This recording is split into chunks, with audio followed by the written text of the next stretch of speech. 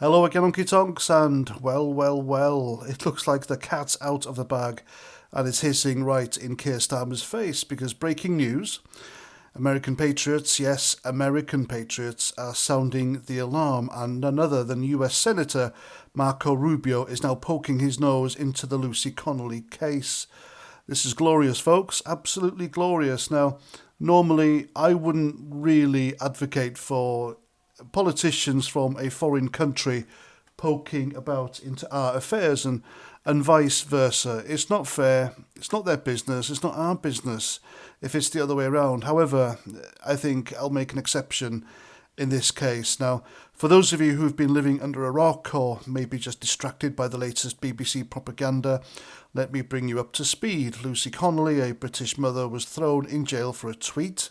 That's right, a tweet, not for robbing a bank, not for inciting a riot, but for saying something that the thought police in Starmer's Britain decided was too spicy for their delicate sensibilities.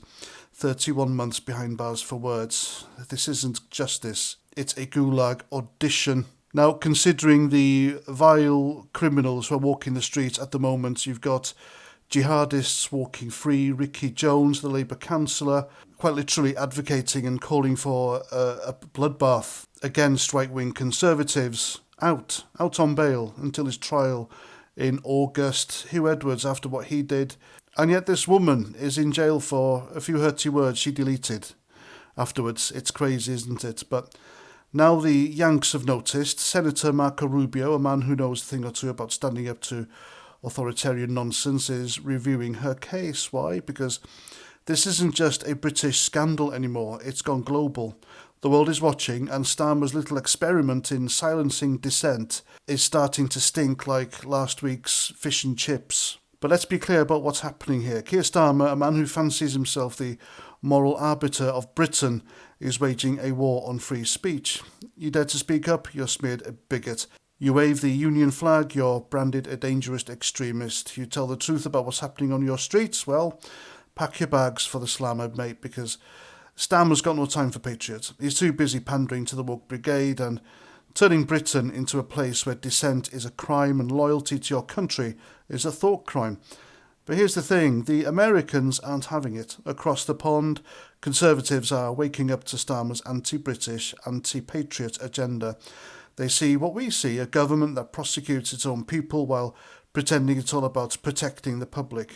Protecting the public from what? A mother with an opinion. A tweet that hurts someone's feelings. Give me a break. This is about control, plain and simple. And now with Rubio and others shining a spotlight on this travesty, Starmer's house of cards is starting to wobble. This is catastrophic for Starmer. Catastrophic.